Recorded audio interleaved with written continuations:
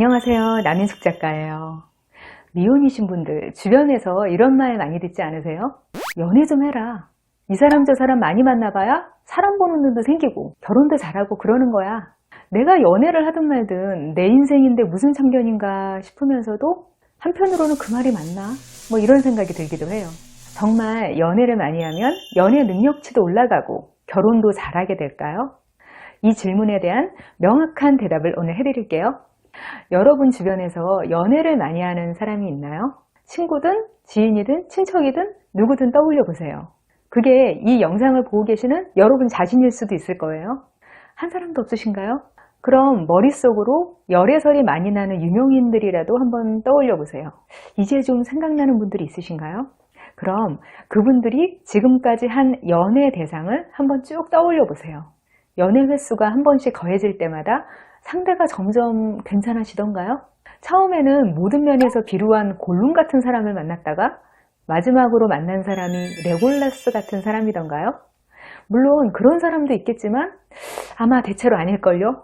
대부분은요, 연애가 반복돼도 비슷한 사람들을 만나요. 비슷한 사람을 만나서 비슷한 형태로 연애를 해요. 그리고 비슷하게 또 결말을 맞는 경우가 많아요. 연애는요, 횟수가 더해가도 딱히 질이 나아지는 것 같지는 않아요. 내용면에서 발전이 없는 비슷한 연애가 계속되는데 그게 횟수가 늘어난다고 해서 결혼을 하는 데 도움이 될까요? 차라리 적은 횟수의 연애를 오래 하는 사람이 진짜 연애를 잘하는 사람이죠. 생각해 보세요. 사회 경력을 따질 때 이직을 너무 많이 했거나 직종을 심하게 자주 바꾼 사람은 좋게 안 보잖아요. 적당한 횟수로 이직하면서 점점 나은 포지션으로 이직한 사람을 높게 평가하죠. 그런데 유독 연애에 있어서는 많이 하면 무조건 실력자라고 인정해주는 경우가 많은 것 같아요. 연애도 경력이직이나 마찬가지예요. 진짜 연애를 잘한다면 오래 유지하는 것도 잘하겠죠. 연애를 많이 한다는 건 실력이라기보다 성향 차이예요. 연애를 많이 하는 사람들의 특징이 이성을 보는 눈이 좀 관대해요. 제가 보니까 연애를 많이 하시는 분들은 상대의 장점을 먼저 보시더라고요. 장점이 한 가지만 있으면 그거에 집중해서 그 사람이 좋아지는 거예요. 누군가를 좋아한다는 건 그 자체로도 엄청난 매력이 되는 일이에요. 여러분도 평소에 이성으로 안 봤던 사람인데 그 사람이 나를 좋아하는 걸 알게 됐다? 그러면 엄청나게 별로인 사람이 아닌 이상 좀 관심이 가지 않던가요? 그래서 이런 금사빠들이 연애의 시작이 쉬운 거예요. 이렇게 되면 관계가 진행될수록 어떻겠어요? 처음에 못 봤던 단점들이 막 보이겠죠. 나중에야 서로 안 맞는 사람이라는 걸 깨닫고 헤어지고 뭐 이런 일이 다른 사람들보다 자주 일어나는 거죠. 반대로 연애를 잘 못하는 분들을 보면요. 이분들은 상대방을 처음 봤을 때 단점들이 더 먼저 눈에 들어와요. 그 단점을 커버해 줄 만큼 장점이 강력해야지만 관계를 다음 단계로 진행시키는 거죠. 그러다 보니 연애하기가 어려운 거예요. 여기서 또 궁금한 게 있어요.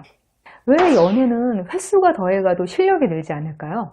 경험이 쌓일수록 상대에게 최대치로 좋은 인상을 주는 방법도 알아요. 또 기본적으로 남녀관계에서의 매너도 알게 됐어요. 그런데 왜 막상 연애에 들어가면 부돌이표가 되는 걸까요? 그건 연애가 기술이 아니라 내 자신을 정직하게 반영하는 일이라서 그래요. 연애는 바로 나 자신이에요. 처음 연애를 시작하는 일은 기술일 수 있어요. 그런데 연애라는 본게임으로 들어가게 되면 그때부터는 기술이 아니에요. 서로의 삶이 얽히게 되는 일이잖아요.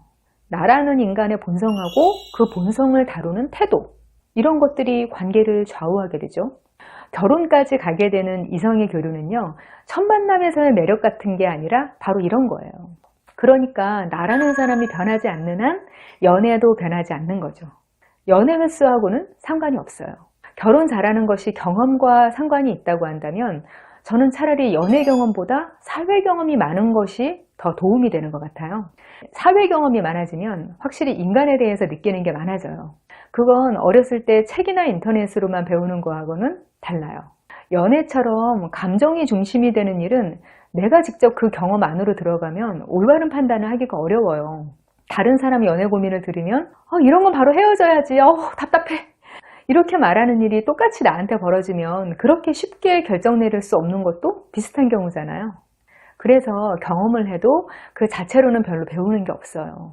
대신 연애 경험을 통해서 내가 성찰을 하고 자아를 성장시키면요, 그건 도움이 되죠. 솔직히 결혼을 잘하고 못하고는 운이 얼마나 따라주느냐도 중요한 것 같아요. 아무리 사람을 잘 보는 사람이라도 운이 나쁘면 정말 이상한 사람도 만날 수 있거든요. 다만 경험과 성찰로 더 성숙한 사람이 되는 건요, 더 눈이 촘촘한 채를 가지는 거하고 비슷한 일인 것 같아요. 또 가루 걸을 때 쓰는 채 있죠. 어차피 불순물을 완벽하게 걸러낼 순 없지만 구멍이 커서 아무거나 막 흘려보내면 제대로 된 요리를 못할 확률이 더 높아지잖아요. 우리가 우리 인생을 위해서 하는 일들은 어차피 100%를 바라보고 하는 건 없어요. 자, 결론을 내리겠습니다. 연애를 많이 해야 결혼도 잘한다는 말은 사실이 아닙니다. 연애를 많이 해도 거의 못해도 결혼은 잘할 수 있어요. 그 반대일 수도 있고요. 연애 자체에 골몰할 에너지를 내 인생에 쏟아부으면 결혼을 잘할 확률이 더 높아집니다. 대신 너무 편중된 인생을 살지 마세요. 사람에 대한 관심을 유지하면서 나 자신을 성장시키다 보면 좋은 사람을 알아보고 좋은 관계를 맺을 수 있어요. 어떠세요? 연애를 많이 해야 결혼도 잘할 수 있는가? 궁금증 풀리셨나요? 네이버 카페에서 고민 사연을 받고 있어요. 댓글 남겨주시면 영상으로 답해드릴게요. 사연이 선정되시면 선물도 드려요. 아래 영상 설명글에 링크가 있으니까 따라오셔도 되고요. 네이버 카페에 남인숙 검색하셔도 돼요. 글쓰기에 관심 있으시거나 인생길 고민이 있으시면 놀러 오세요. 기다릴게요.